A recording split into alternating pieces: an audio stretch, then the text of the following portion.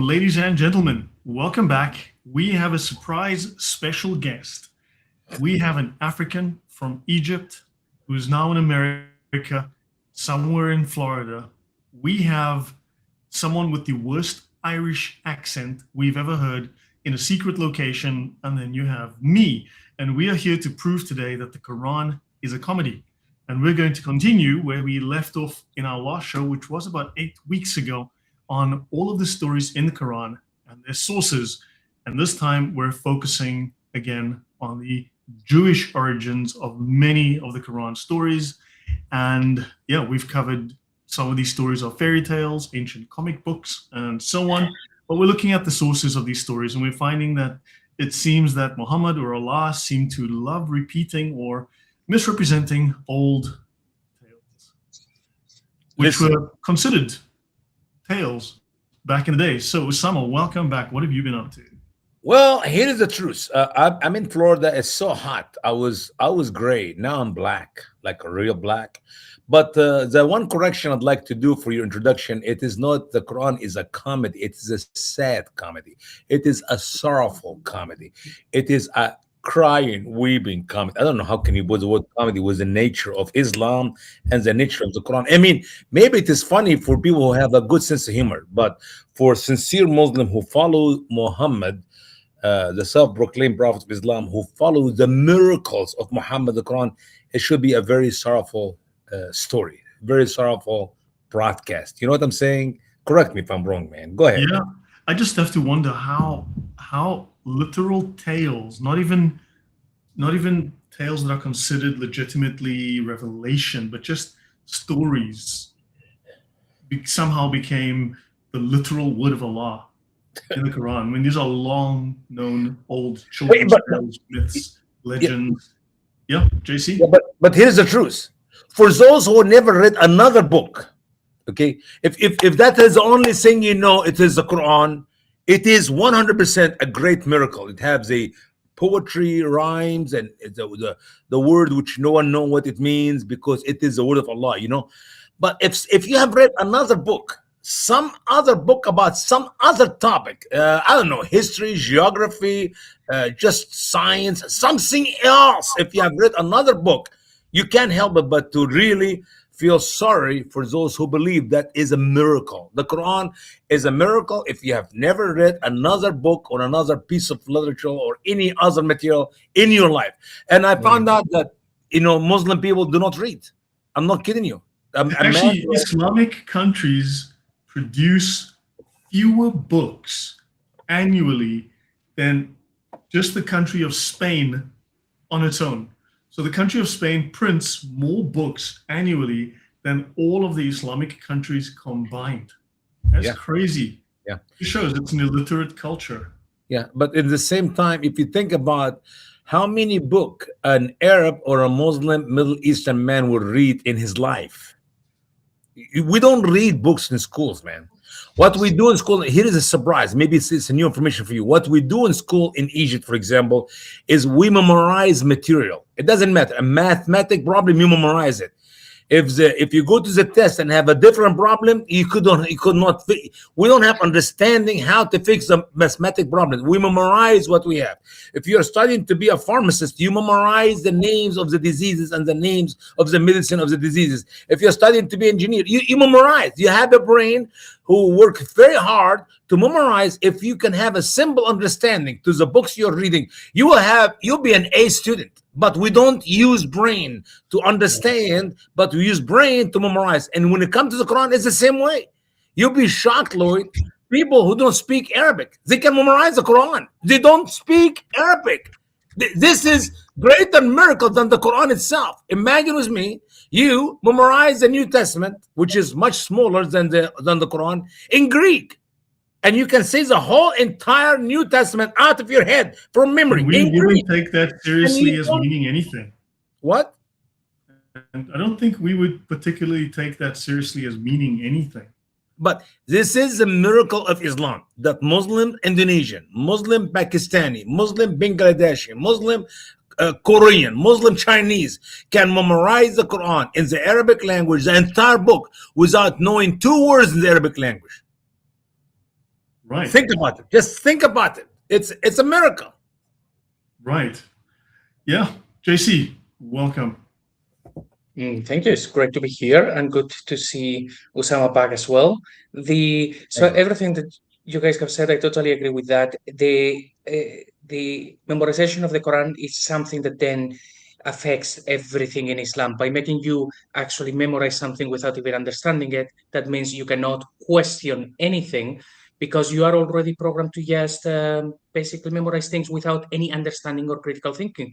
But as well, quite importantly, they show that this material that we're covering here today, Lloyd, just a couple of days ago, Jay Smith posted a video from his NIPC conference, and during that conversation, he said that part of his team is actually working on this, on the actual sources of the Quran. And he said, so far they have like a huge percentage of the Quran that is borrowed from other sources.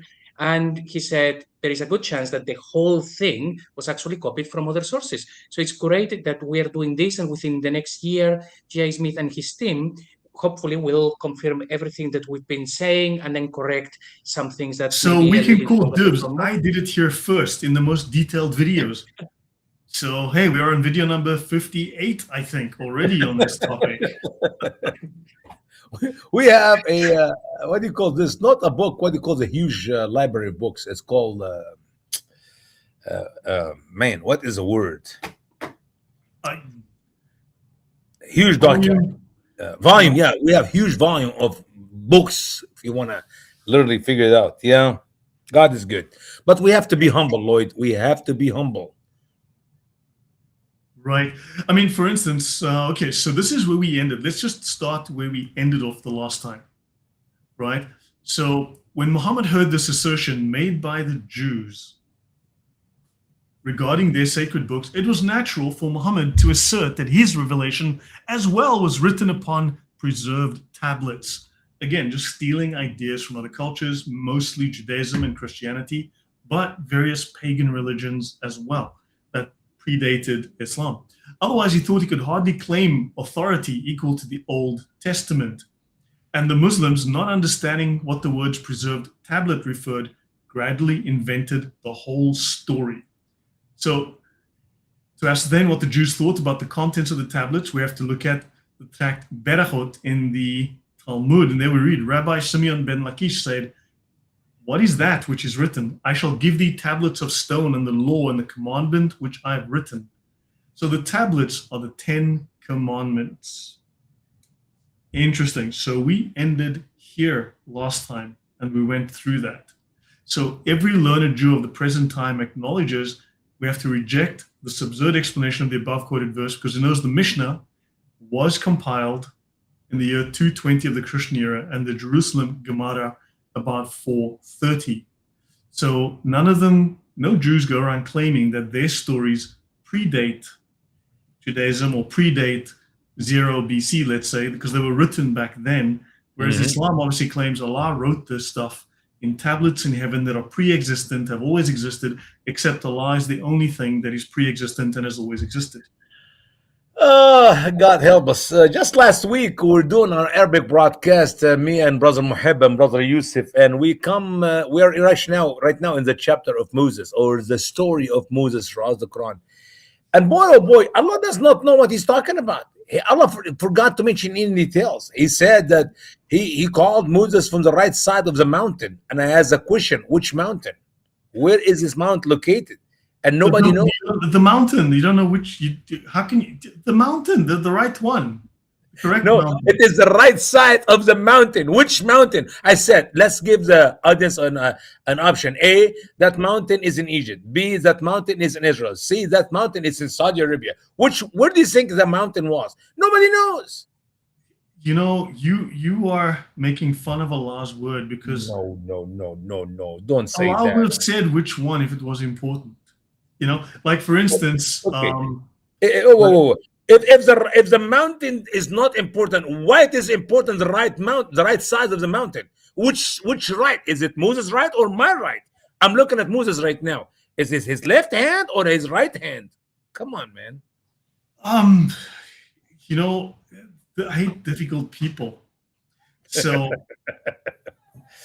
So we have Chloe saying Saint Murad has done his own translation of the Quran. Well, just so you know, we have contacted Saint Murad, and I hope to have him on in a couple of weeks.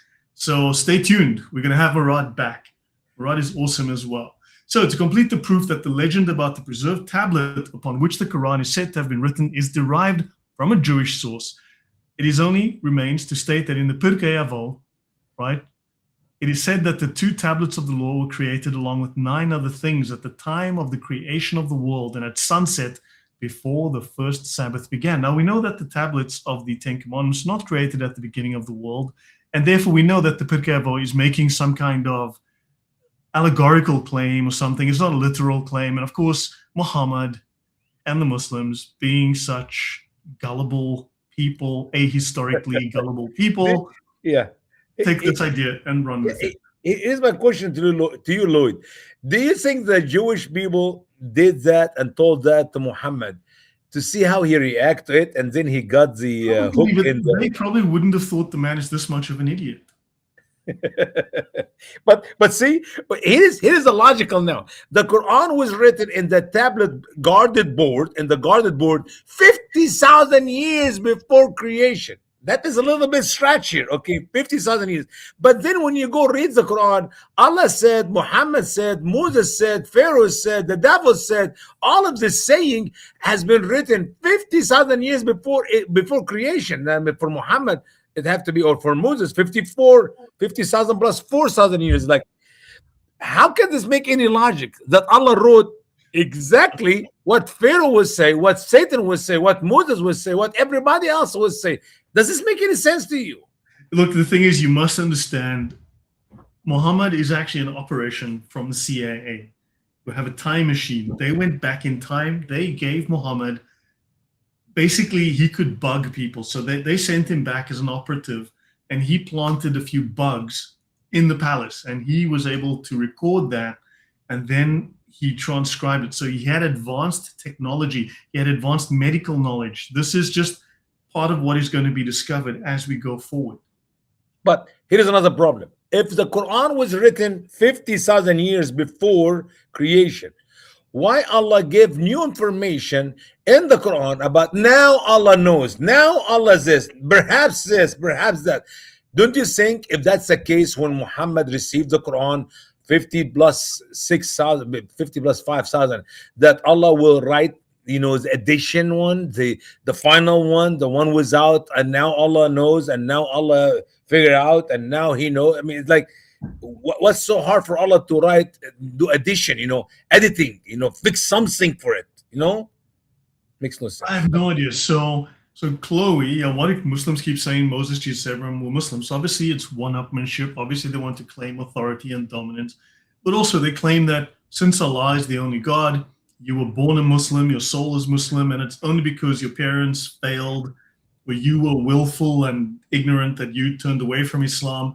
But also, no one can do something that Allah doesn't want them to do, and therefore you did what Allah made you to do, because Allah has power over all things, and He calls who He wills and He rejects who He wills, and yet you are guilty of rejecting Allah's call when Allah said, no, you aren't going to be worshiping me, so therefore you must be punished, possibly killed, and none of it makes any sense. Right, Usama? Well, I'm about to say the Shahada. Can we take the Shahada now, or should we wait for the end of the show? We do the Shana now on this show. JC, do you have any thoughts? Okay, I thought maybe you'd like to do it now, but I'll wait. No problem. Yep. So it is well known. Now let's get to Mount Qaf. Mount Qaf. That's a very important mountain. That's chapter 50. Allah. Maybe you see, so you asked about the mountain. Now we have the right mountain, the right side of the right mountain.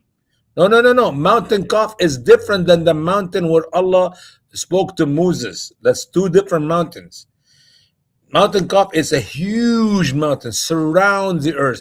Do you know that Allah swear by it because it was the greatest, it's still the greatest mountain. 2,000 years to get to the top of the mountain. I don't know how fast you go. I mean, but you know why we don't know about it? Because it is so high, it is above the satellites. So the satellites are looking down; they're not They're not looking seeing up. So they're not seeing it. This is why we haven't seen the. Listen. If you drill a tunnel under the mountain, it would take you 500 years to go through. I can circle the earth many Look. times in less than 500 years on foot. Look, you got to ask yourself how fast does a camel walk? Okay, in 500 years, you might just get to 7-Eleven, buy a liter of milk, and come back. Okay, But listen, I can literally circle the earth on foot many times in less than 500 years. Many times. in Africa, we developed some very fast technologies. For instance, we discovered if you drop a donkey down a greased mine shaft, you can get some pretty good speeds. But this kind of technology the West hasn't adopted this yet, and we haven't found a lot of reasons to drop donkeys down mine shafts. So, but African technology is getting out there. Okay. Yeah, I understand. I'm from there. Like, for instance, the Afro comb. I mean, that is critical African technology. Absolutely. I concur. Let's get back to the book. Okay. Yeah, let's get the book. Yeah, I mountain don't cough. want to get distracted by science. No. Mountain cough. It is mountain cough, man. Here it is. Mountain cough. So, Mount Cough. Cough. Right. This plays an important part in Mohammedan legend. Surah Al is called Kaf, Surah 50, and it begins with this letter. Hence, its name is supposed to refer to the name of the mountain in question. Abbasi accepts this explanation and quotes a tradition handed down through Ibn Abbas in support of it. Ibn Abbas says, Kaf is a green mountain surrounding the earth, and the greenness of the sky is from it. So, Wait a minute. I never saw the sky green, man. It is blue or black. Where did it come up with green sky? Where did it come blind, or you're living in a part of America where all you see is red, white, and blue, okay? Well, no, wait. When I was in Egypt, when I was in Africa, it's still blue and black. I never saw. I challenge you, show me a green sky. How about that? Look. Allah swears by the mountain.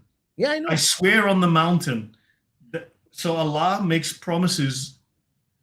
So it must be an important. Okay, let's stop it for a minute. Let's stop seriously. Let's stop for a minute here.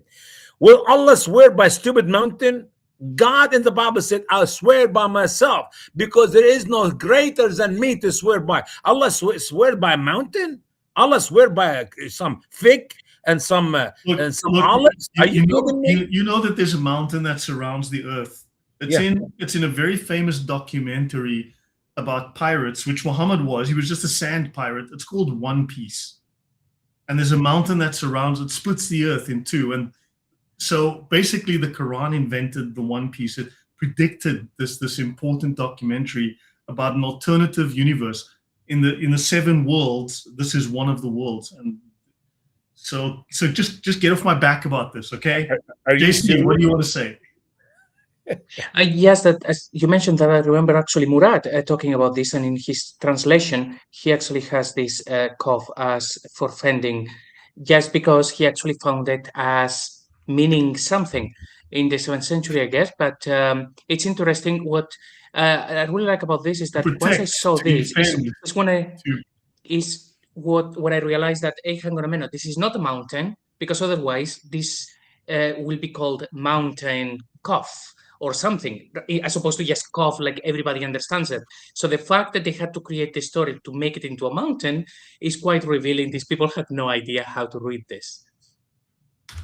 Yeah, I am not surprised. Forfending is an archaic verb that means to protect, defend, or prevent something unpleasant from happening. So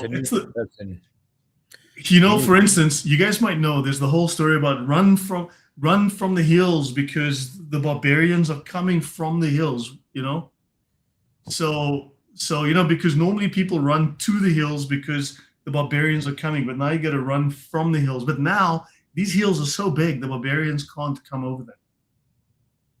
So, and you know why you can't see it today? It's a sand dune, and a big wind came by and blew it away, and that's why you don't see it today. And this mountain formed the Sahara Desert. So anytime, you're welcome. But let's You're get not, back to geography here. you're not making any sense. And why do I thank you for nothing? But yeah, keep going, keep going. I'm learning. Yeah, I'm learning. Yeah, go ahead. Yeah. No, actually, I think Lloyd is actually showing how the stories in the Quran were created, because that's actually how they were created. They saw something and then they made up the whole story for it. So there you go. So, in the Araisul Majlis, it is more fully explained in these words. Allah Most High created a mountain of green emerald.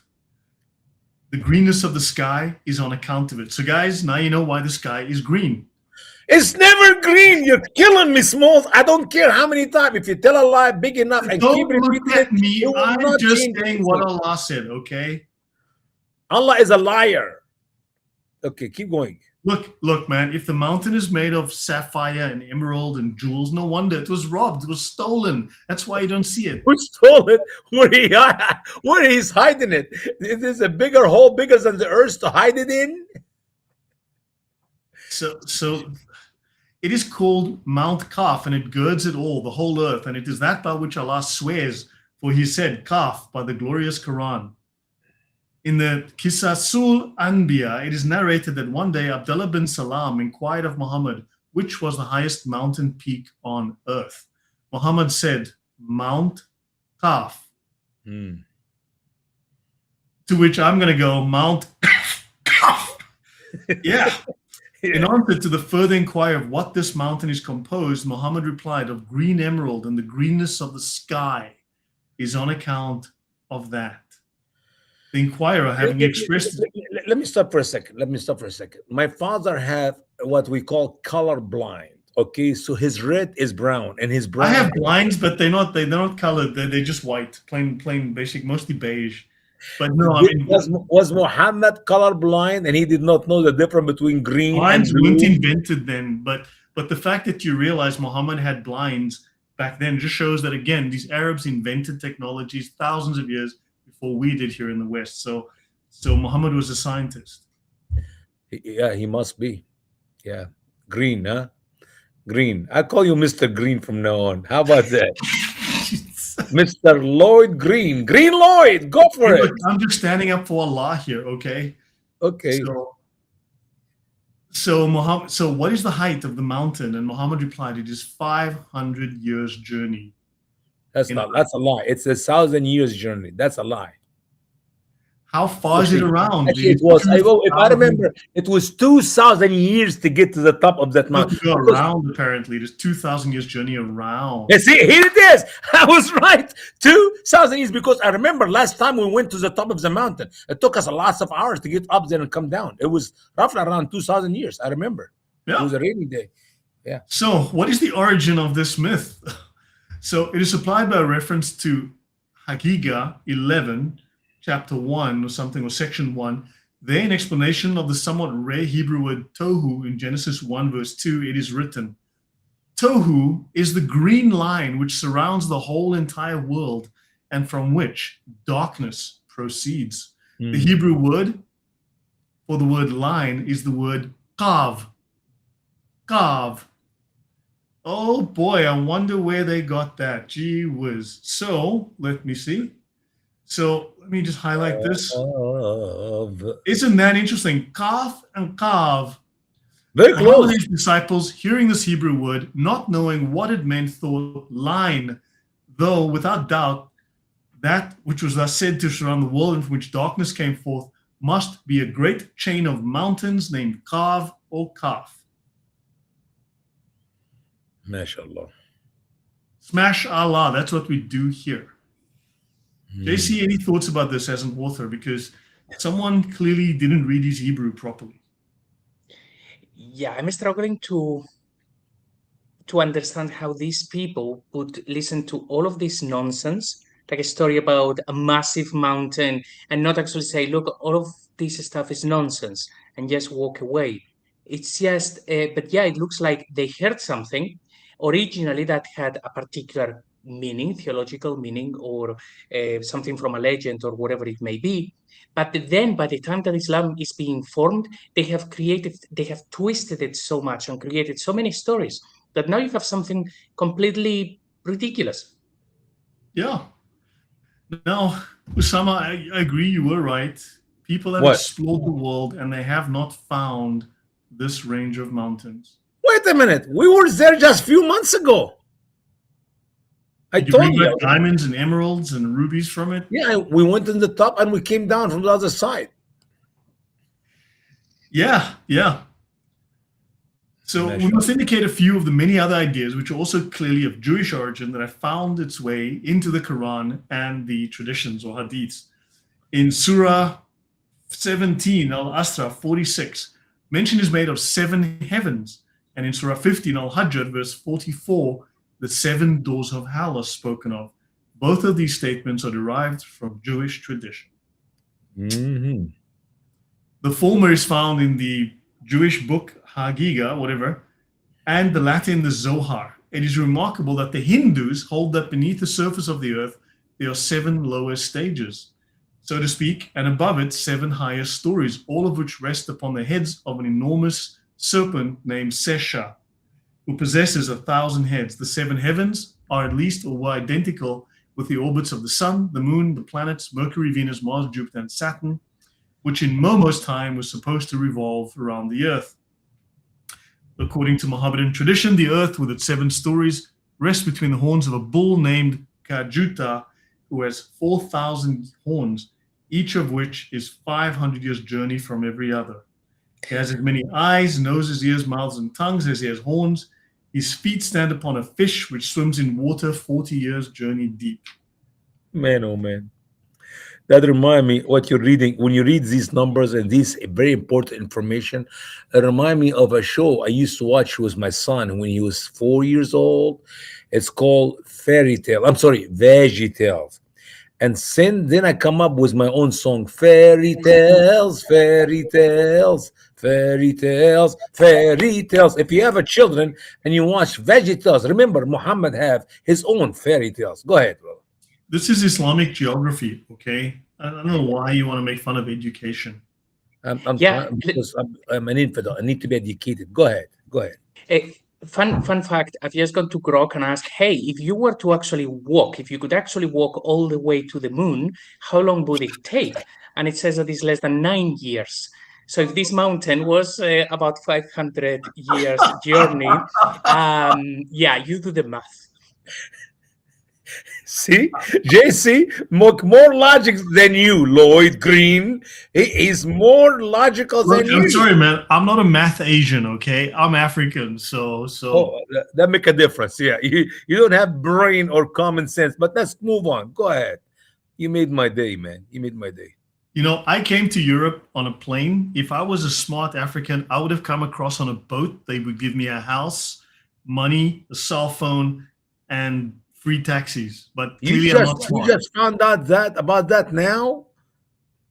I'm not a smart African, as you can tell, you know? Yeah, don't worry. Yeah, I made, by the way, I made the same mistake when I came to America. I came legally. I should come illegal. I'll be much, much better sushi. But that's okay. Go ahead. So in the Hadiths, another authority holds that the earth in the first place rests upon the head of an angel, and that the feet of this angel are placed upon an immense rock of ruby, which is supported by the bull. This idea of the connection between earth and a bull is probably of Aryan origin. So that's going to be probably Zoroastrian or some kind of Iranian origin. Yeah. Mm-hmm. The legend, which represents the earth as consisting of 7 stories, is possibly due to the desire to represent it as resembling the sky. It may have originated from a misunderstanding of the Persian statement found in the Avesta that the earth consists of 7 Karshvares, or great regions, now spoken of as the 7 climes, the 7 climate regions. Thus in Yesht 19, section 31, or Yimaksheta or Jamshid, is said to have reigned over the 7-regioned earth. And this corresponds as well with the Dvipas of Hindu geography. The question is, how do you know that this is not started by Muhammad and these other places you mentioned copied what Muhammad said and wrote it later? I mean, what is the Quran came before all of these things, as we know. Yeah, see? I mean, somebody read the Quran and figured out the interpretation by Ibn Abbas. And also, Quranic Arabic is the oldest language in the world. That's why so many old and ancient books are written in Arabic. Allah, Abraham, Adam, Noah, all of them spoke Arabic. Yeah.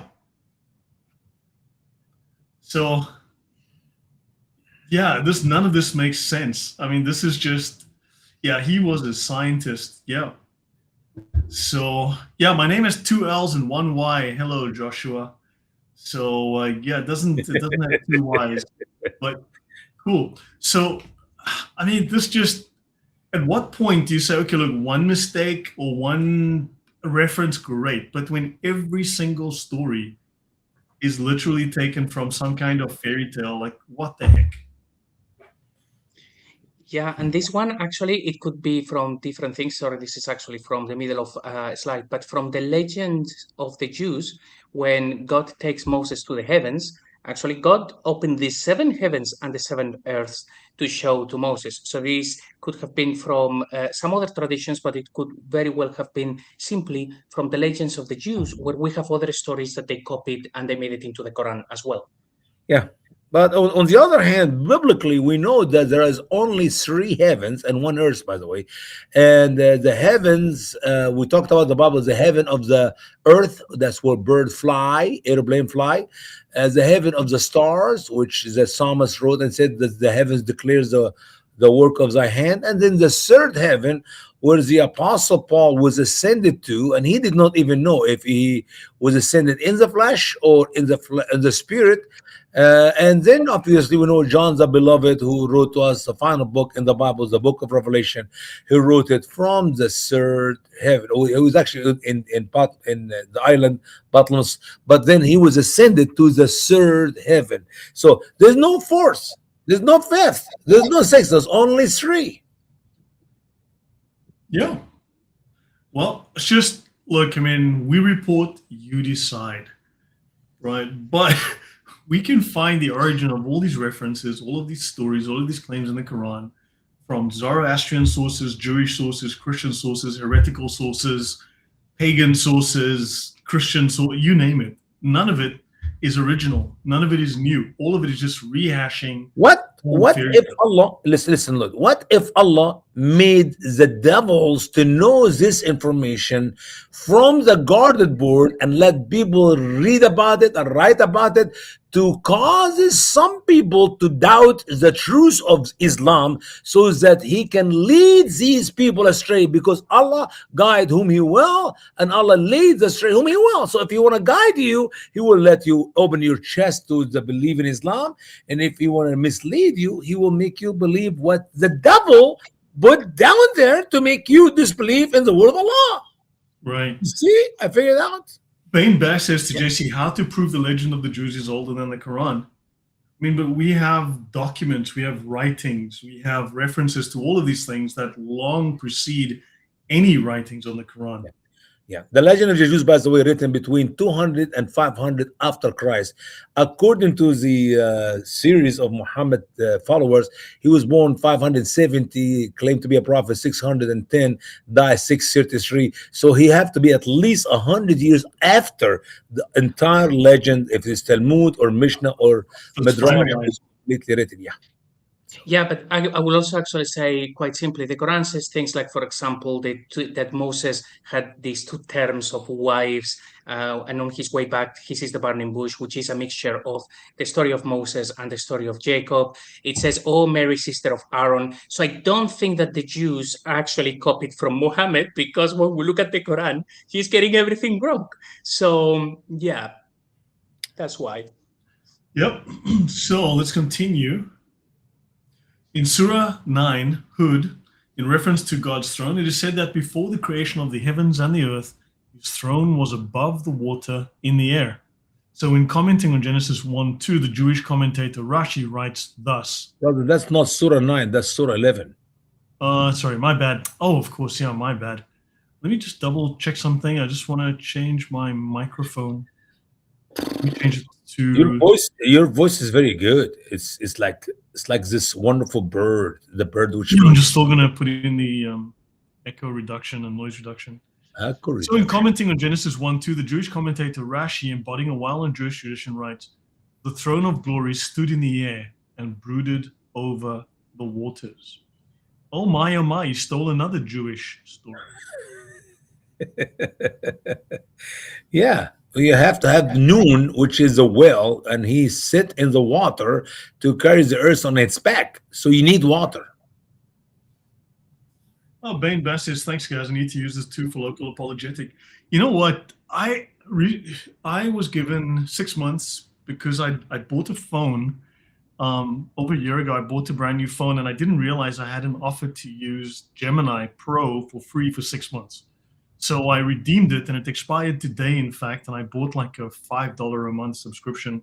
In Poland, it's like 24 zloty. It's about $6 a month subscription to Gemini. But what I'm finding is that whereas before these AIs were very biased, now they're starting to become a lot more, shall we say, neutral. And you can ask them questions about Islam, and they actually start to give, I mean, sometimes they'll give you grief, sure, and you have to bring them back to track. But you can ask like, I use Gemini now. I don't trust Grok at all. I have too many problems with Grok.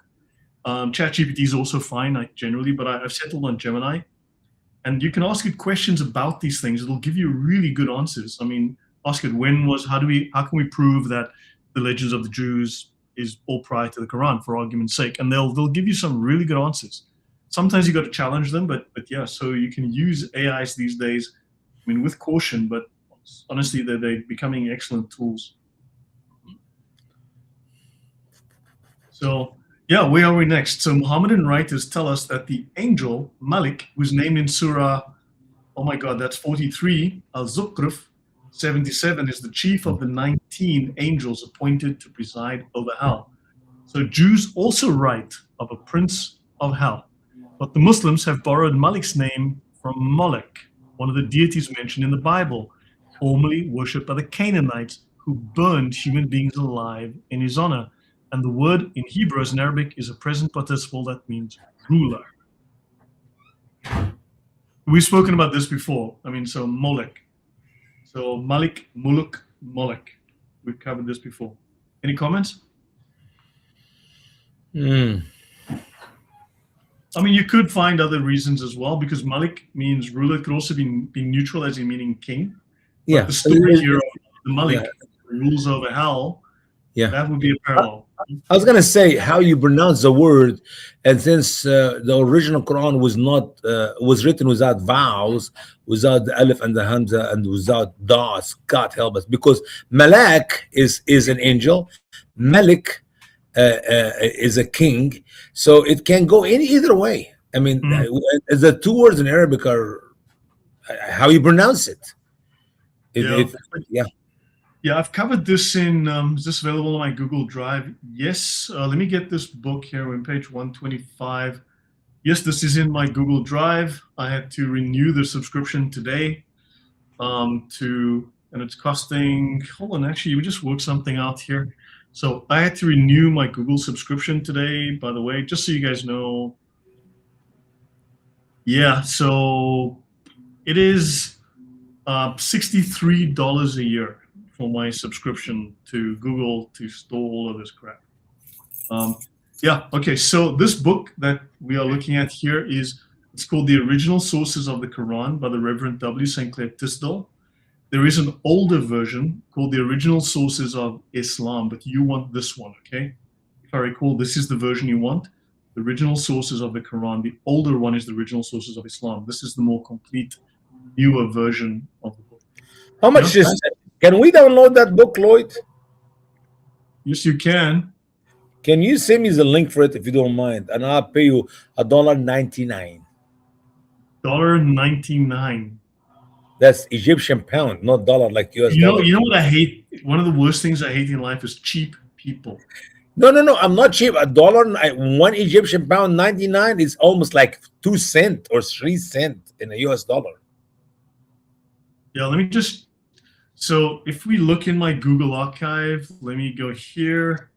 Because I really want to add some information. Yeah, I got most information in my new Quran, but I'd like to add the rest of the missing information. So if we go to the drive, if you search for Tisdall, Tidsdall, I'll zoom in here so you can try and find it. Tisdall, this is in my archive. The link is in the description below. The Original Sources of the Quran. Here it is. So Okay, so we can find this. So I'm going to drop the link to the archive. I'm just going to say archive and link it here. It's in the chat, right? But it's in the description box. You'll see the link to the Google archive, and you can just search for good old Tisdall and you'll find it here. When you click on it, it's going to open up, and here you are. There's the reference, the original sources of the Quran. So this is in my archive, and you can download it by clicking here. Okay, that's for everyone for reference. Thank you. Yeah. Can Gemini translate Arabic books that we need?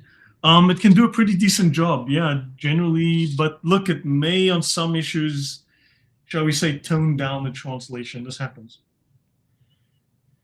So let's see. In reference to God's throne, it is said that before the creation of the heavens and the earth, okay, I did that one. Mohammedan writers tell us that the angel Malik, we did this one. Okay, in Surah 7, Al-Araf 44, we are told that between heaven and hell, there is a partition called by the same name, Al-Araf, which in fact received its title from the mention of Al-Araf in it. And between them both there is a veil, and upon Al-Araf they are men. This idea is derived from the Midrash on Ecclesiastes 7, verse 14, where we are informed that when asked what space is there between them, heaven and hell, Rabbi Yohanan said, a wall. Rabbi Akkar said, a span.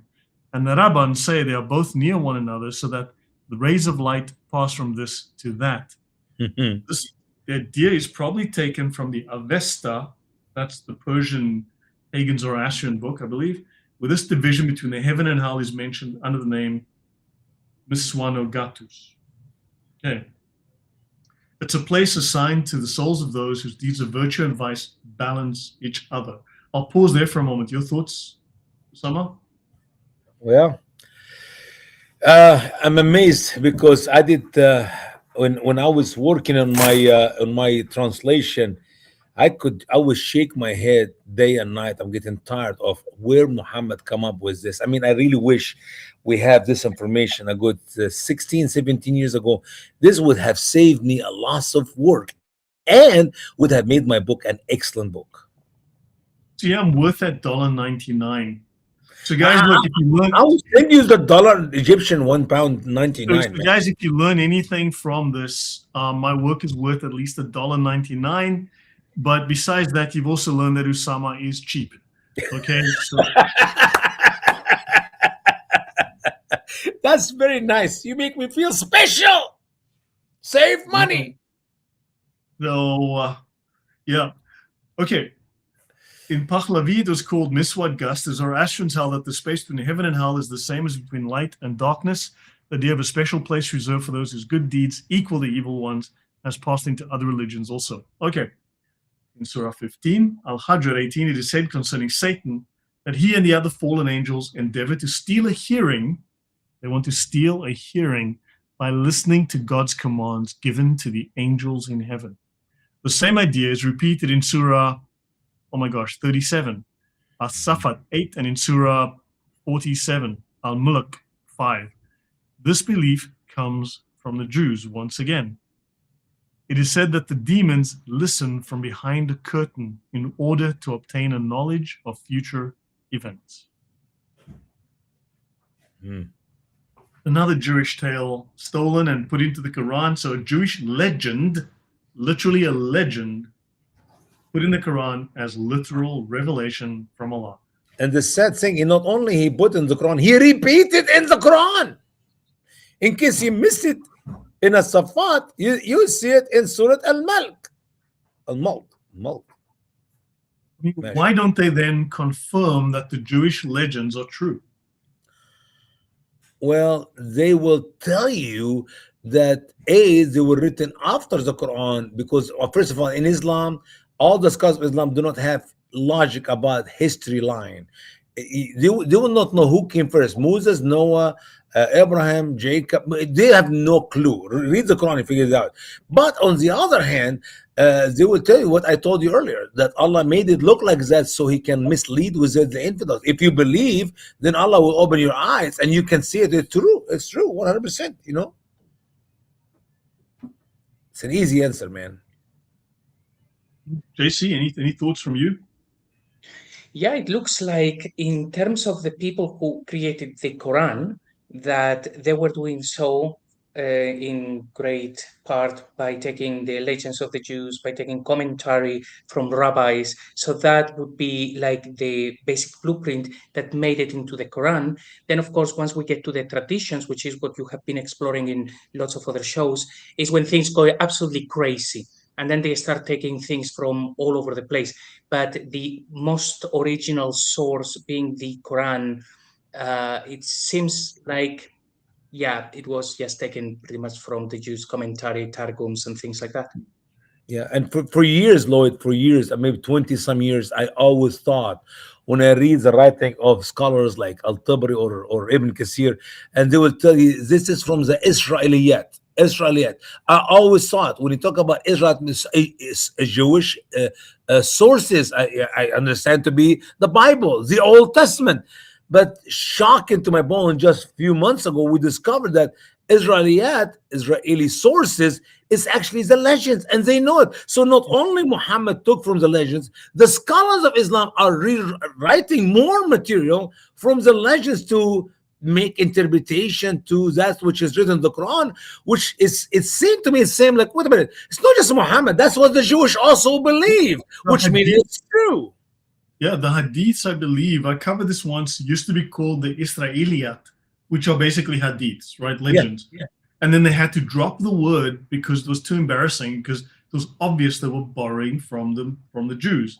And then they created the hadiths as a replacement term. I'm just going to see if I can find. But for majority of naive Muslims, when they hear the word Israeliyat, that means it's not just us, the Muslims, even the Jewish people believe the same thing.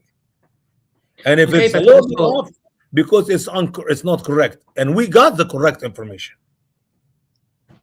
Right. But that would be, say, normal Muslims, they would not necessarily know this. But what are the chances of someone like, say, Yasser Qadi, who has studied in the West and he's been in academia, not knowing that the stories in Islam, they actually come from legends instead of from biblical accounts? He must know. I hope so, and I hope he will come to know Christ as Lord and Savior, so he can correct some of the followers. He have thousands of followers, if not millions, so he can be used by God or by the devil, either way. Well, Right. he has already single-handedly converted more Muslims to Christianity than the Christian prince ever will. So there is that. Always says here, if the author primarily wanted to convert rabbinic Jews as Judaized Christians, that would make sense. Then another group that did collecting and editing of the text and things went off. I mean, makes some sense. I want to show you this document is called version 2 in defense of Islam. This one is several years old. It's like 4 or 5 years old already, if not more. And this is it's an apologetics manual that Muslims give out, so that if someone says something, they can go to this as a reference and then give a refutation to beat the Christians, right?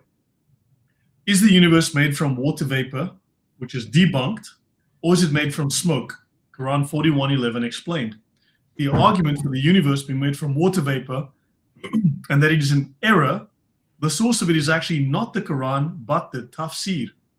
And the tafsir brought the theory from the Israeliyat hadiths. So it does not have to be accepted.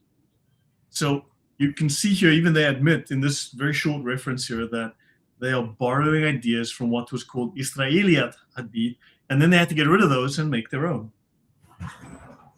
But they still have an influence in Islam. Yep, here I see it. Yeah. So very interesting. I wonder what they'll say here.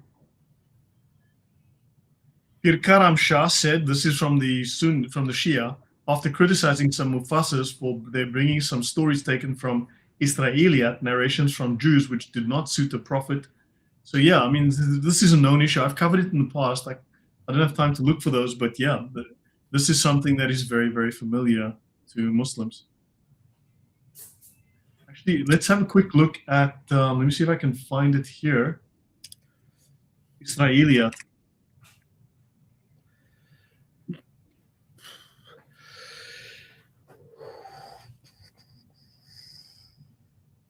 Nothing interesting. It's not in that book. This is the Encyclopedia of Islam. Unless I've got the wrong spelling, it could be the case. It's fine. Yeah. I'll look for it another time. Mm-hmm. So the Quran represents the shooting stars as hurled at them by the angels in order to drive them away. Now in Surah 50, Qaf 29, in speaking of the Day of Judgment, Allah is represented as saying, "A day when we shall say to hell, art thou filled? And it shall say, is there more?" This is the echo of what we read in the Atiyah of Rabbi Akiva. The Prince of Hell saith on a day and a day, i.e. day by day, give me food unto repletion. This Jewish work refers to Isaiah, verse 14, in proof of the truth of the assertion. So, okay, I wouldn't know. What do you think? I mean, there's a parallel, there's a reference, there's certainly a parallel, but I wouldn't know if it's not a direct reference. Yeah, Yeah, sometimes doesn't feel like a direct quote. Yeah, sometimes it's a direct quote. Sometimes it is exaggerating in the information, or trying to make. Paraphrasing. I'm sorry.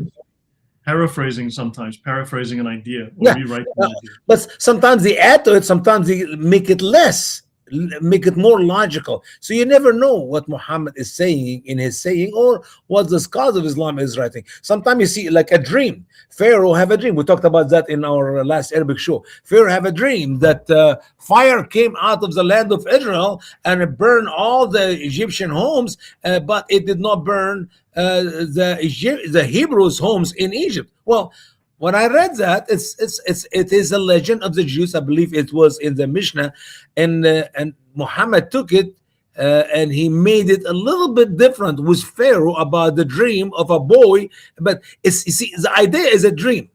That a boy will become from the Hebrews who will destroy the Egyptian, and he will fulfill what the Jewish people used to study about Abraham, saying that the day is coming and God would judge the Egyptian people. And we know, of course, that is Genesis chapter 15. But so it is just a little bit of the dream, and Muhammad took it and changed it completely. Sometimes he copied it exactly, sometimes he changed it completely. He just gets the idea. Even like in the Isra, chapter 17, when Muhammad was ascended to the seven heavens, what did he do?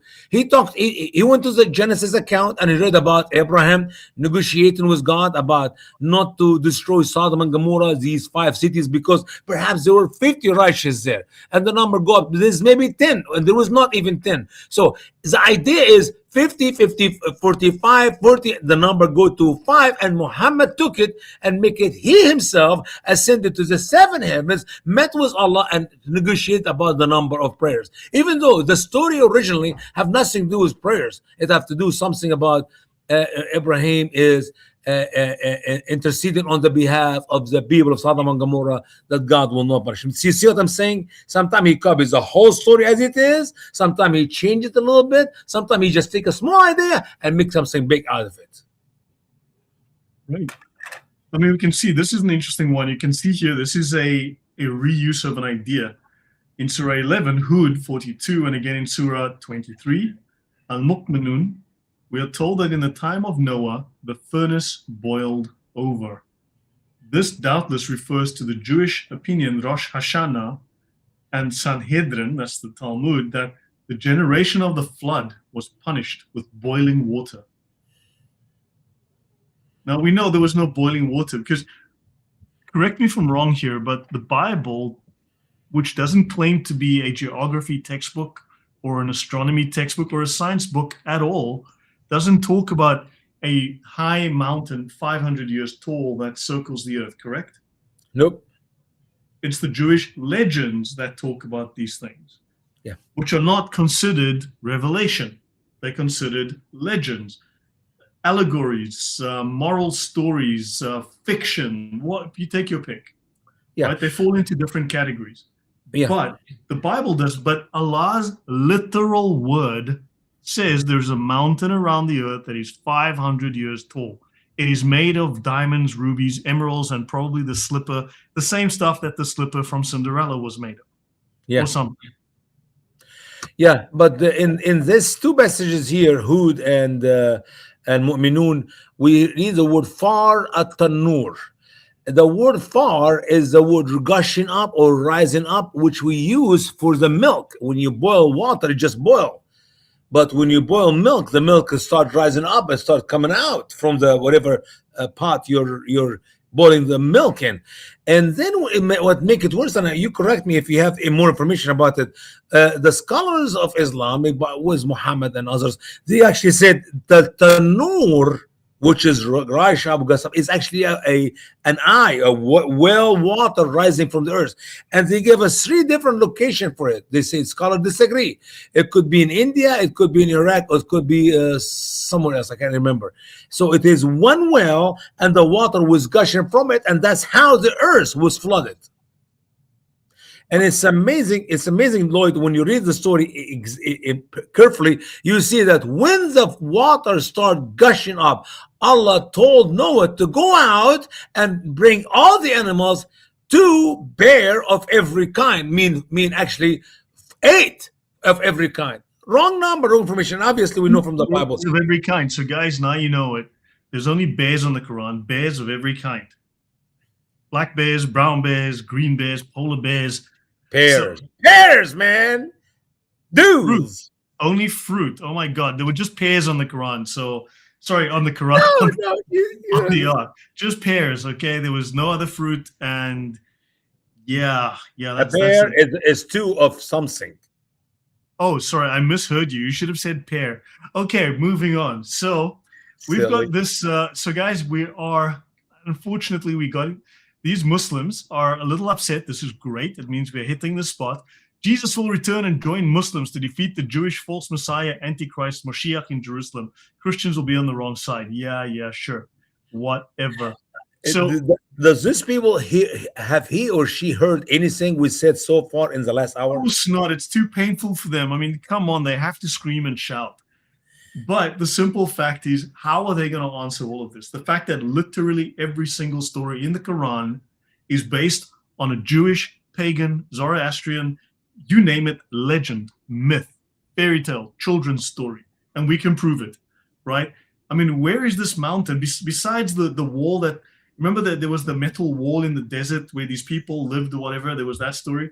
Where is this 500-year tall mountain that rings around the earth? How about let me give you a better one. You know, when Alexander the Great built a barrier made out of copper, iron, and covered with copper, and Allah said that barrier will be there until the day of the resurrection. I would love to see that mountain. No one will touch it. No one can drill a hole in it. It's huge. Show us this mountain. Show us this 500-year tall mountain. Show us these things. We'd love to see it. I mean, I would took the shahada at the moment my eye will fall on this. Very important. This copper mountain that Allah said. Allah wrote all of this garbage. So the whole of the statement in the Quran as to the way in which the unbelievers mocked Noah is taken from this chapter of Tractate Sanhedrin from the Talmud and from other Jewish commentators. And the commentary of Al-Jalalain on Surah 11:42 says there was a baker's oven that boiled over, and this was a sign to Noah that the flood was at hand. So a baker was baking water, and his oven boiled over. And that's how Noah knew the flood was coming. No. God help us. JC, do you have any thoughts on this? I mean, the baker's oven that told Noah. I mean, this is news.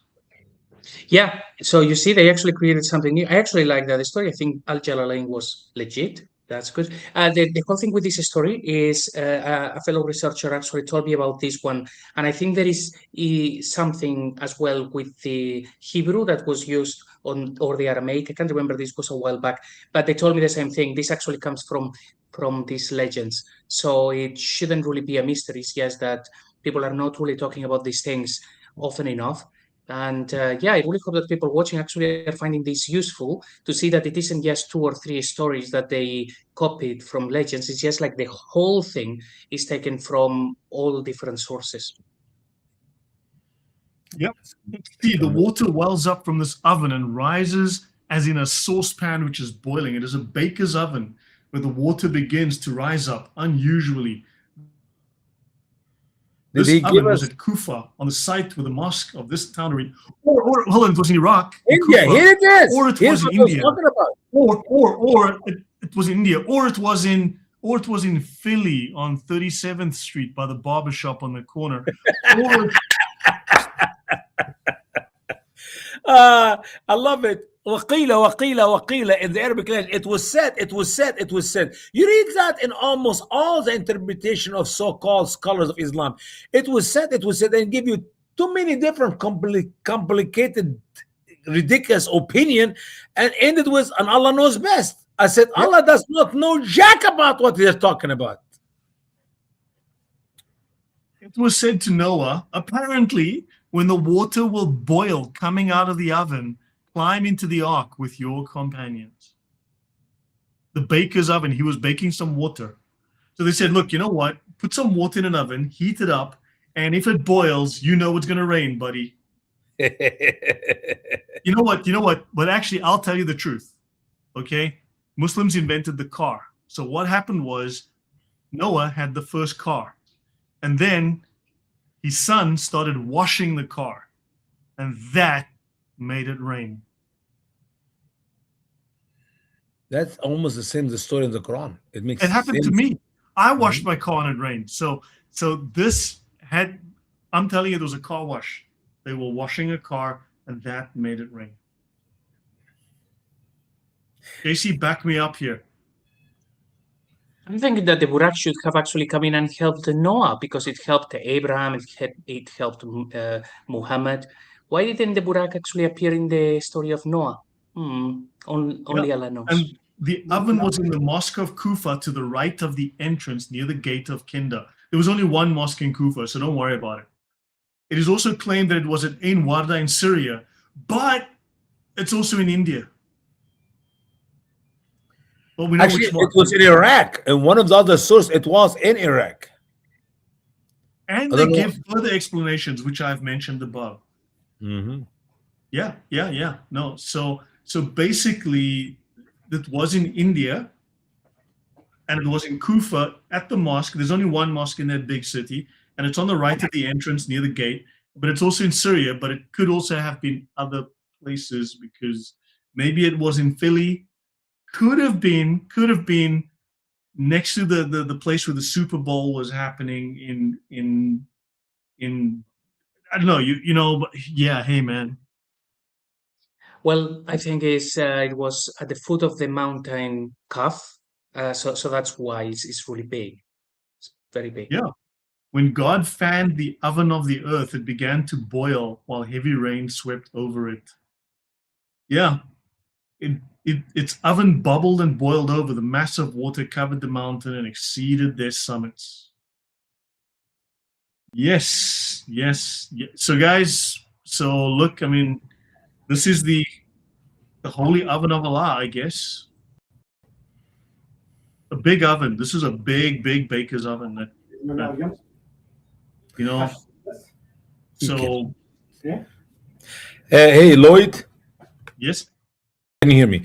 I have a friend of mine here. He's going to share something about the mentality among the Arabs. Go ahead, Ashraf. I was hearing what you say, that it was said as all Arab mentality and all Arab personality. It was said some psychological doctors, Arabs, which were the one who studied outside in Germany, Italy, in France, and Holland, they say that the Arab citizen, original one, traditional, classical, original personality, the very public one, the, how we can say, the lowest level of all mentality. He only hear because he heard too much, and they make him familiar with hearing. that he used it to hear every time. It was said, until he refused to read. He doesn't read anything. He doesn't see anything. Only, but because this is social media means which we have, lastly, looks like computer, whatever. Technology, internet, yeah. All technology. Yeah. This is make transfer the hearing from only one resource to many resource that he can see right now, whole Quran in computer. He can see also this is verses which hidden for centuries. Do you imagine? He was hearing only. All his means to acknowledge is his ears. His eyes, he never use it.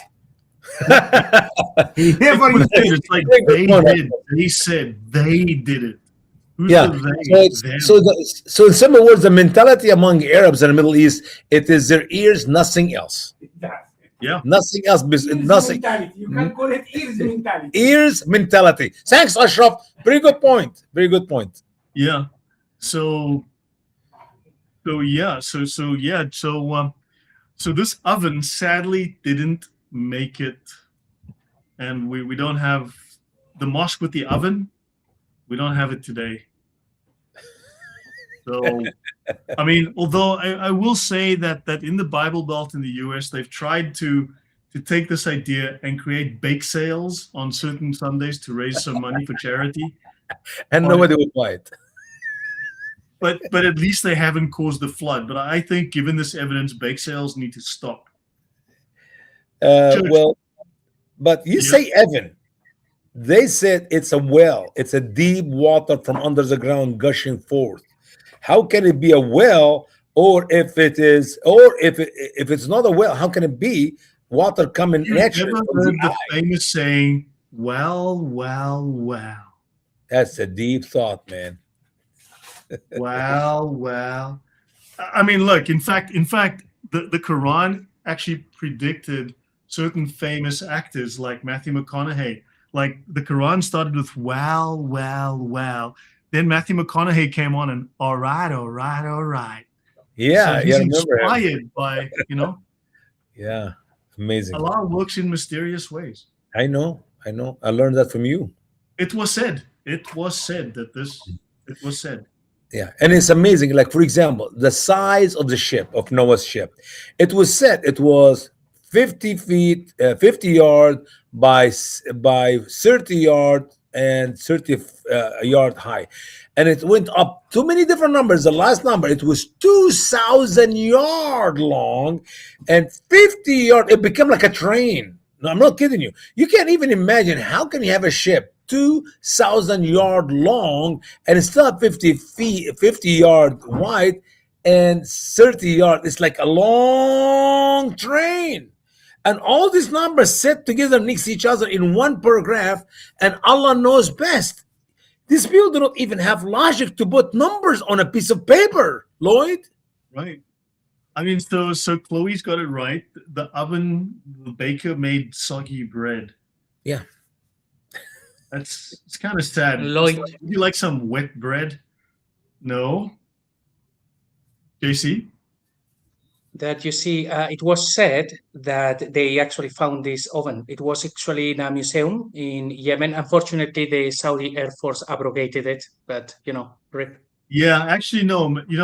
So there was a famous actor in the Middle East before Matthew McConaughey, and he used to say, "Zam well."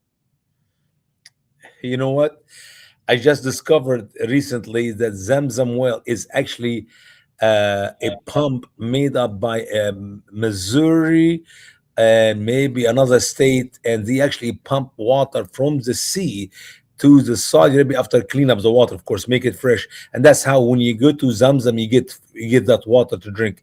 It is the invention of the infidel Americans who made this huge pump to clean up the water and dump it there for the rest of the Muslim world to drink it. How do you like that? Allah inspired them. Allah guides whom He wills. Why can't they make their own pump? Why do you need the infidels to pump their water for them and clean it up for them?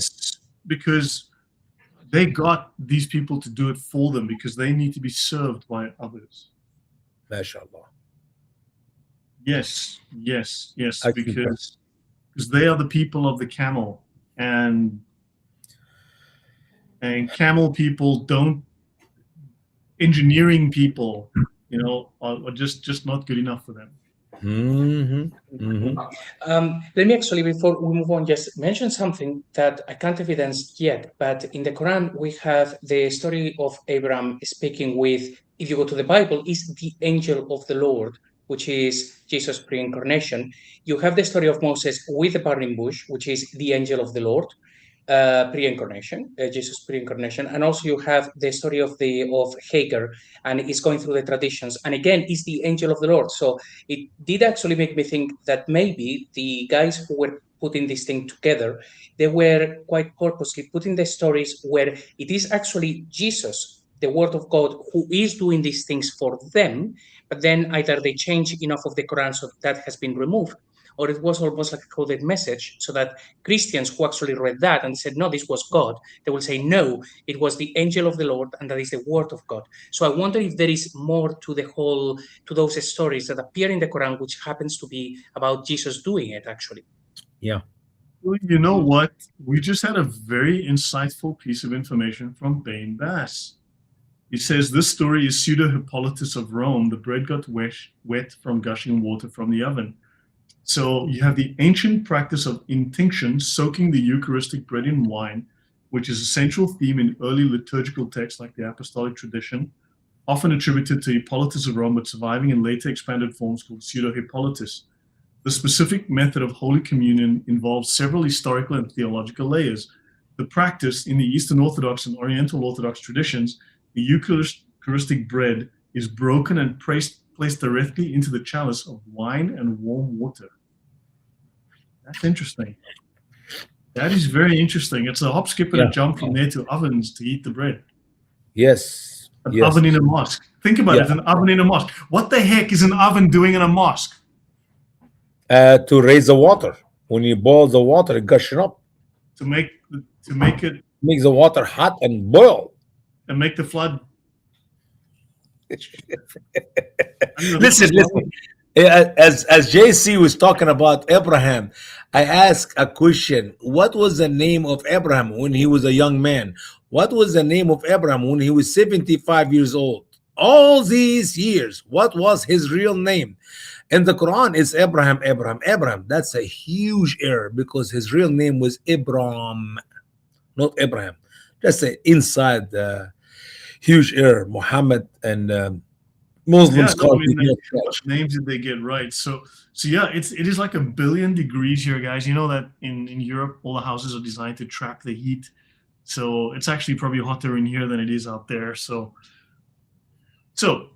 you're gonna have a gushing water coming out of your apartment? I'm gonna go turn on the oven and hope it rains in here. But I'm gonna boil some water in the oven and hope for the best. You know what I'm saying? Hey, you never know.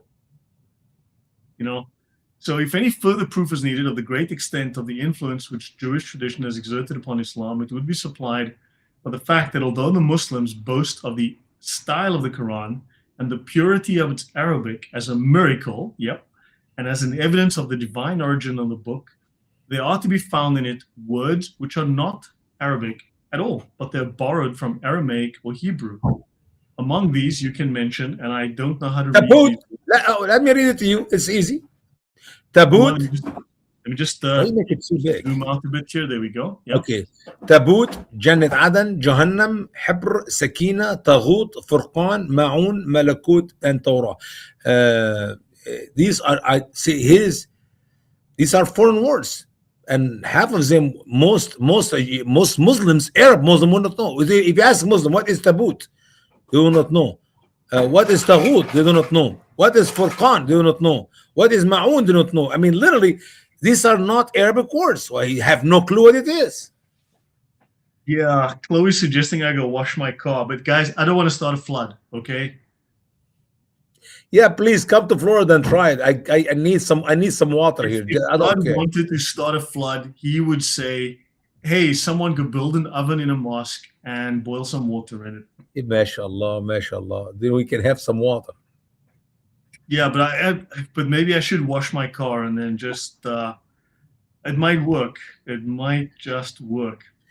So when can we have chapter 212, the chapter of Dookie? oh, good Grinch. Okay, so some of these are derived from roots common to all three languages, but they're not formed in accordance with the rules of Arabic grammar. But they are occurring in Hebrew and Aramaic and properly belong to those languages. And this is true. Professor Kerr says the same. He says exactly that. These words come through other languages, but primarily through Hebrew and Aramaic, often through Aramaic, and they end up in Arabic, but they clearly of origin, that is Aramaic or Hebrew, and they don't make proper sense in the Arabic. Like and the word Furdus, paradise. Yeah, and paradise is taken from late Hebrew, but has come from Old Persian and belongs to that language and to Sanskrit. It is as foreign to Arabic as the word paradeisos. So that's the word here. The Greek paradeisos is to Greek. Okay. So the word paradeisos is not, it's written in Greek language, but it's not a naturally Greek word. So paradeisos. Mm-hmm. Muhammad joined us, JC has joined us again. Mohammedan commenters have often found it impossible to give the exact meaning of such words, though through their ignorance of the languages from which Muhammad borrowed them. When we know their meaning in this way, we find that it suits the context. For example, it is a common mistake to imagine that the word malakut denotes the nature of the abode of the angels, since it is not derived from malak, an angel, but is the Arabic way of writing the Hebrew malkut, or kingdom. That's an interesting point. Mm-hmm. The word in Arabic is malakut. Malakut. Yeah. So it's not from malak, but it's from malkut, Hebrew kingdom. So that's interesting, which just makes you wonder, what else is going on in the Quran? There are plenty. Plenty. We are halfway through this text. We're still busy working on the Hebrew stuff. We'll probably wrap it up soonish. But I mean, let's just go have a look here. I mean, we're talking now about the Hebrew. We're still going to go through all the Christian influences. I think we've done some pagan influences already. But this just doesn't stop. This just doesn't stop. So we are now on page 129. So we just zoom in here and get this. So we have done Sabian ideas. We've done ancient Arabian ideas. We've done, we're not yet on Christian. So very soon we're going to start on Christian apocryphal books that have influenced Islam. We're currently just on the Sabian and Jewish. We've done the Sabian ones. We're now finishing the Jewish ideas. And we've also touched on Persian/Zoroastrian ideas, which influence Islam. I mean, clearly it's overwhelmingly too many sources outside of the Quran that are known as legends. What do you guys think?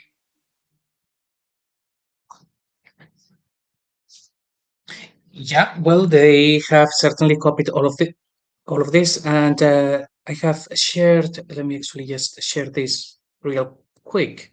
It's the same slide that I showed before. So in these same legends of the Jews, this word Shekinah, which we discussed before, and it appeared here on this list, it appears a lot. So anyone who goes to the Sepharia website, go to Legends of the Jews. If you type in Shekinah, you will see how many times it appears. And we know that it is not an Arabic word. That's why in the Quran they have to change the diacritics.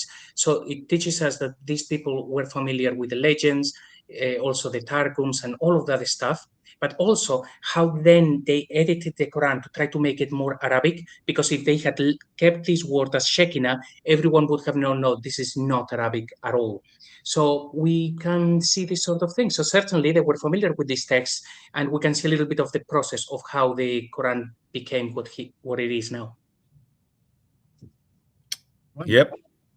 Usama, how would you use this as an apologist? I mean, there are people watching the channel who do apologetics, who use this information. I mean, there are people who come here probably just to... It's very powerful. It's very powerful, but the problem is majority, and I hate to say that, I'm not insulting anybody. but it's the truth. Majority of Muslims are people who are ignorant. They don't have brain to think. Like my friend Ashraf here, who told us they just hear. They never use what is between their ears. They never use their eyes. They never use the brain. So for me right now, if I sit with 1,000 Egyptian Muslim, these are educated one who've been to college, not just high school. They already have a college degree. For me to sit with them and talk with them and share with them what we have in this one broadcast alone, we did over 50. They will figure out something is wrong in the miracle of Islam, in the holy word of Allah, in the Quran. That is only miracle Muhammad have, which means the Quran is a hogwash, is a propaganda. It's just stupid book. But one out of the 1,000, the other 999, they look at you like they will grab a knife and put it in your chest. They'll cut your head off. How dare you to insult the word of Allah? No brain, Lloyd, JC, they're empty-headed. They're stupid. They're willing to kill their own daughter. They kill their own son if he think about leaving Islam.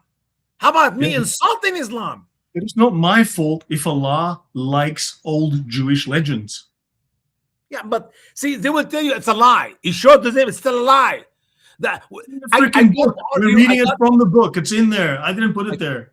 I got to argue with some college people who have a college degree. And they will tell me, I don't believe in Al-Tabari. I don't believe in Ibn Kathir or Al-Qurtubi or Al-Jalalain. I don't believe in the Hadith. I only believe in the Quran. I say, okay, explain to me that passage. Well, I don't know. I do not know. And leave it there. It is so stupid. You're talking about not just imam who have a college degree. I'm talking about majority, 99.9 of the Muslim will not. You could not sit and have a logical conversation with to show them to them. Here is the solid information. We know where the Quran came from. It is a legend. Here is the page. Here is the book. What degree these guys got? It's called a BCAF, right? Their degree. Lloyd. Yeah, go ahead, bro. No. These guys have a BCAF. It's. This is what they were doing. They were playing cards in the cafeteria. A BCAF.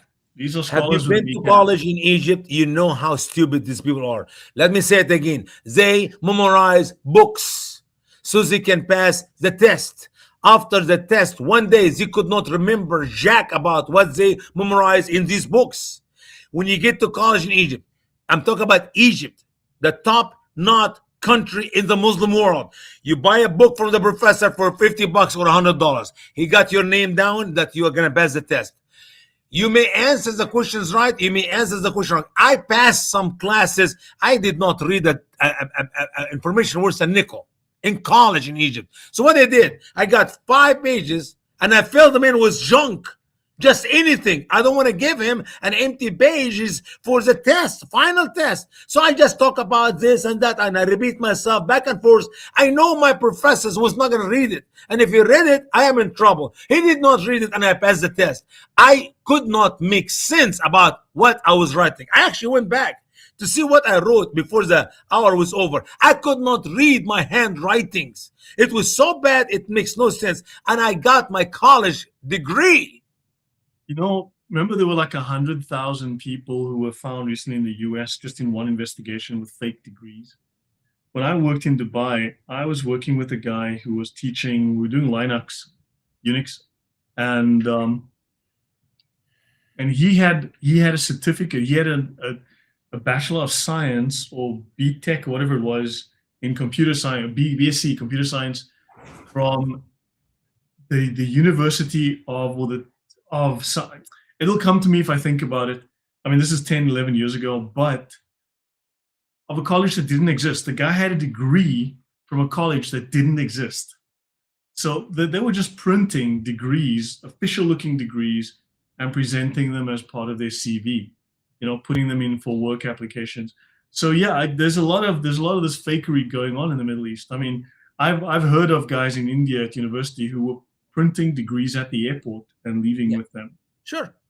So if this is the educated one, and you talk to them about these things you're talking about today, God's my witness, if they have a little bit logic or common sense equal to maybe a 10 years old kid, they will leave Islam. But the problem is they're mentally deficiency is like it's over. Yeah. No, you can't. It's Yeah. too late. You cannot fix it. I wish I can. It eat me. It eat me with the amount of knowledge we have to remove Muslims out of to remove Islam out of the Muslims and remove Muslims out of that savage cult, but you can't. They have no problem to teach your children to kill their own neighbors for anything, but they don't teach them some facts about Islam. It's just sad. If I may, yes, the other day, I was actually just looking at some verses, and even Kathir in English, it's just telling you what, basically one explanation. Then I took the Arabic, translated it, and it begins with, scholars disagree about the meaning of this verse. Now, what I can see with Muslims is they are taught one thing is whatever the Imam has told them. They don't need to know that scholars disagree about particular verses, and it happens a lot everywhere. The thing is that according to Islam, if you take the explanation of a man about the word of Allah, that is immediately shirk. You need to take the word of Allah basically directly. So the moment that you look at a particular tafsir, and you see that even Kathir has multiple guys explaining that verse, that means that whichever you pick, you are taking your explanation from a man, not from Allah, because they don't know the answer. Meaning, there is no such thing as Muslims. Before we had that comment saying Muslims always say that Moses was a Muslim, Abraham was a Muslim, Jesus was a Muslim. No, there is no such thing as Muslim, because the moment that you read a tafsir where the scholars disagree as to what it means, whichever you pick, you have committed shirk and you are an apostate. So it's self-defeating. That's also, it goes back to what you said before, Usama, that Muslims don't read. They are telling them not to read. They have to memorize what the Imam has told them, and that becomes the reality. They have to take the religion, one version of it, from their Imams. If they read, they see the holes in the narrative. Yeah. You know, when Muslims talk about they don't believe in the tafsir, or they don't believe, especially the hadiths. I mean, the hadiths are considered wahi, revelation from Allah through Muhammad, right? Now, then I have asked Muslims, okay, so please show me in the Quran the names of Muhammad's wives. Simple question. Well, they're not named in the Quran, so how do you know that every single story, but yet you believe that these are the names of Muhammad's wives? We're supposed to believe he had these wives. So either someone's lying, you know, or someone's lying. Those are your two choices here. Lloyd, you could not understand any simple information about any story in the Quran without the tafsir, without the interpretation. I'll ask you, what is the name of Abraham's wife? I'm going to say singular, wife. I say, why? I say, because we got Ishmael and we got Isaac. Who is their mama? Now you confuse the Muslim. Why? Because they assume that Hagar is the mother of Ishmael and Sarah is the mother of Isaac. You can't, because neither Hagar nor Ishmael exist in the Quran. The only way we know about Hagar and Ishmael, it is from the interpretation of the scholar, which is copied information from the Bible or from the legends. You see, you cannot, okay, who is the wife? What is the name of the wife of Jacob? Well, she's the wife of Jacob. What's her name? Well, I don't know her name. Oh, they're actually four. You see what I'm saying here? Any story you pick up from the Quran, the way you cannot understand the simple story. Who are the sons of Adam? Does he have sons? Yeah. What is their name? We don't know. Who is the oldest? Who is the youngest? What does he offer as a sacrifice or an offering to Allah? Nothing. You could not find any story in the entire Quran from the first chapter Al-Fatiha to the last chapter An-Nas. These 114 chapters, it's empty book. The only way you can understand it is you go to the scholars of Islam. So when some educated Muslim who reject this broadcast we did today, because he does not need the scholars of Islam, because he does not believe in the hadith, the saying of Muhammad, sorry, you're stupid. You don't know jack about anything in life except with these so-called scholars. You can ask them, how do you pray? Show me in the Quran where it shows you how to do the prayers. I don't mean that it says you should pray, just show me how to do the prayers. Yeah, what do you say when you the pray? names of Muhammad's wives. How you do the Right. wudu before you start the prayer? Yeah. None What of happens this is if you recorded fart? in the Quran. Okay, what happens if you fart while you're praying? I mean, this is so much complicated. Prayer, we talk about prayer in a simple word. Let's pray. No, in Islam, it's so complicated. Yeah. I mean, Todnike says here, you see all the time, Sunni Muslims who don't believe the Sunnah. This is nonsense. They believe the Sunnah. It's just that we know the Quran. We know the sources so well. We embarrass them too much. They all become Quranists, just like that. Because that they can't defend the Sunnah. They know that we know it so well by now. So they retreat into the vagueness of the Quran, the unclear vagueness that you find there. So there's no circumcision in the Quran. Exactly. These are serious problems. There's loads of problems. Just ask them. Show me where the Quran says how to do the prayers. Show me the page. Show me the names of Muhammad's wives. So then you said, then where the heck are you getting the names of Muhammad's wives from? Why? Yeah. Then you need to admit that everything that Islam teaches about Muhammad's life is a lie. It is false. Where are you getting it? It's a catch-22 for them. Yeah. Okay. In my Quran, there are 416 pages. I can ask 2 questions for every page. That would be 800 plus. I make him 1,000 questions. I challenge a Muslim to answer one. Just one out of 1,000 questions from the pages of the Quran. Just answer one right, and I will convert to Islam. You see how bad it is? Let me actually make it just a little bit worse by doing a quick comparison. If you want to know the miracles of Jesus, you go to the Bible. If you want to know the names of the apostles, you go to the Bible. If you want to know the name of the mother of Jesus, you go to the Bible. If you want to know what Jesus said, you go to the Bible. Okay, with Islam, you want to know the Sahaba, you have to go outside of the Quran. You want to know the miracles, you go outside of the Quran. You want to know the name of the parents of Muhammad, you go outside of the Quran. You want the genealogy, you go outside of the Quran. You want to find Muhammad in the Quran, the name appears 4 times. 2 of them are in the past tense. That's why we are actually exploring all of these that he didn't exist. So when Lloyd showed here a book that maybe actually if you have the opportunity, you can show it. 300 miracles, authentic miracles of Muhammad. It's like, are you Muslims not realizing that the miracles of Muhammad would be in the book that proves that he has the final revelation? It's just obvious. But they don't see that. These things are written later to give him those miracles. And when they say about the moon split, that's not even what the verse says. Just and read what's the next worse than verses. that, So, JC, what's worse than that? I can open the Quran and I show you that Allah did not send Muhammad with any miracle.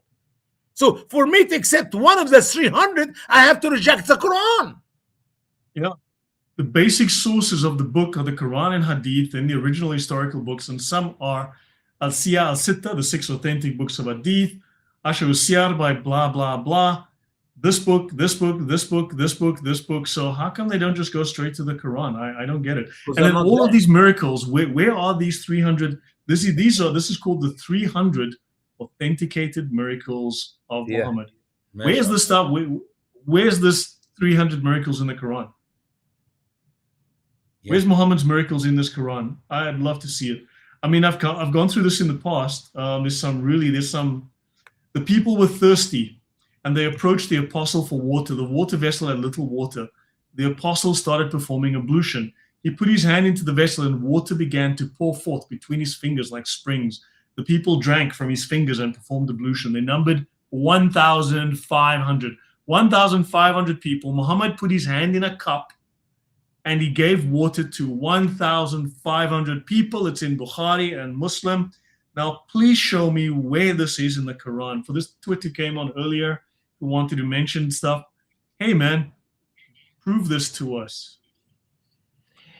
and actually, the Quran keeps saying that they keep asking him for a sign and he doesn't give any signs. And then we have this right there. This is interesting because we will talk probably tomorrow with Odon about why Mecca basically didn't exist. It didn't have any water and all of these things. So maybe this explains it. They didn't need water because they had Muhammad. Yeah, but he was only a warner. He didn't come to make miracles, except he made 300 miracles. So yeah, this is the kind of nonsense. So look, I mean, so Muslims, if you guys can publicly, openly condemn this guy as a liar, then I would appreciate that. But we all know you're a bunch of hypocrites and you're not going to. Because these lies benefit Islam and therefore you are willing to let Do me a favor. We'll close this program by reading Quran chapter 17, verse 59. Quran chapter 17, 59. And you have to understand that we're reading the word of Allah in the Quran. You can read about a book written by some idiots or whatever, smart, educated, whatever, and 3 million miracles of Muhammad. What did Allah say in 1759? Let's have a look. Quran 1759. And nothing prevented us from sending the signs except that the ancients denied them. And You know we what? gave the camel to That's it, the that's moon. it. Forget about the camel. Read the scholar's interpretation to that verse. Muhammad did not receive any miracle. If you read the rest of the chapter, they ask him, do something to prove to us you're a prophet. Cause the water to gush from the earth. I mean, Lord can go wash his car or put an oven in a mosque and the water will boil. I mean, literally, and flood the earth. But read the rest of the chapter, guys. They asking Muhammad, prove to us you're a prophet. If you do this, if you do this, if you do that, we will believe in you. And Allah said what?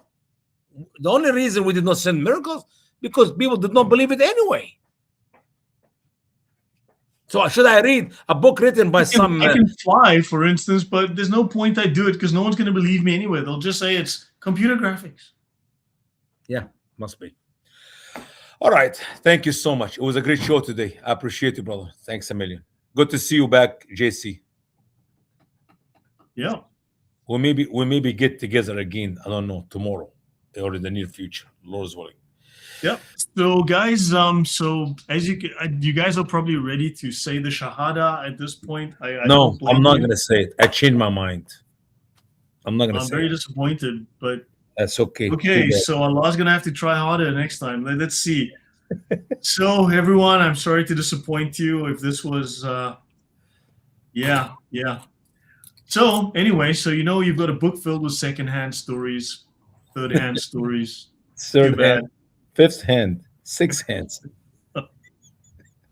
Yeah. So guys, thank you all very much. I hope this is useful for your apologetics. Thank you very much for being here with us. Do like, do share, do subscribe, but please like it. Every time you like it, it goes out to 10 more people and gives a Muslim cleric heartburn. This is very important. Okay, it makes Daniel Hakikachu sneeze. Yeah. Okay, very important. So please give it a like. Cough. Remember, cough. Yeah. So guys, yeah, the mountain of. But yeah, we'll see you there. So guys, I'm gonna be out. If you don't see me, I will be looking for this mountain that circles the earth. The green one, Mr. Green? With the diamonds and the jewelry or the sapphires, whatever the heck it was. MashaAllah, MashaAllah. Hey, send me a small rock out of it. I'll pay the shipping. Just cut a piece and send it over. Yeah. So as you know, Allah would never write geographic nonsense, but so yeah, so just ask Muslims, hey, just show us the freaking mountain, okay? Cough, cough. Cheers, guys. All the best. We'll see you tomorrow. We'll be back with Professor Robert Kerr. Maybe Usama will join us. And yeah, let's have a good night. Stay safe, everyone, and God bless.